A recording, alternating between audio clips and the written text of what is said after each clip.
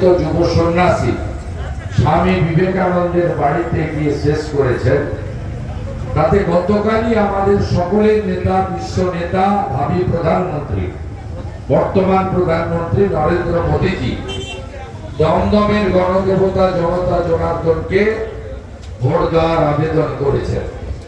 আমি বিরোধী দলনেতা হিসেবে আপনাদের সকলের কাছে আবেদন করব, তপন শিকদারকে যে আসন থেকে আপনারা 98-99-তে পাঠিয়েছিলেন, তখন আমাদের সংগঠনের এত ব্যাপ্তি ছিল না, ভারতীয় জনতা পার্টি এত শক্তিশালী পার্টি ছিল না।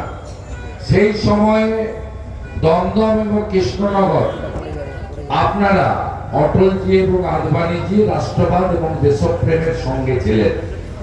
আজকে মোদীজির নেতৃত্বে রাষ্ট্রবাদকে প্রতিষ্ঠা করার লক্ষ্যে, বিকশিত ভারতের লক্ষ্যে আপনারা ভোট দিন। আর পশ্চিমবঙ্গের কথা নাই বা বললাম, আপনারা সব জানেন কি অবস্থার মধ্যে আপনারা আছেন।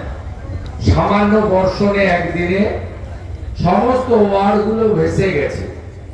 আমি শুধু আপনাদের বলবো, আমাদের নেতা অমিত শাহজি বলেছেন 30টা পদ্ম যদি আমরা পাই, তার মধ্যে দমদম নিশ্চয়ই আপনাদের রাখতে হবে।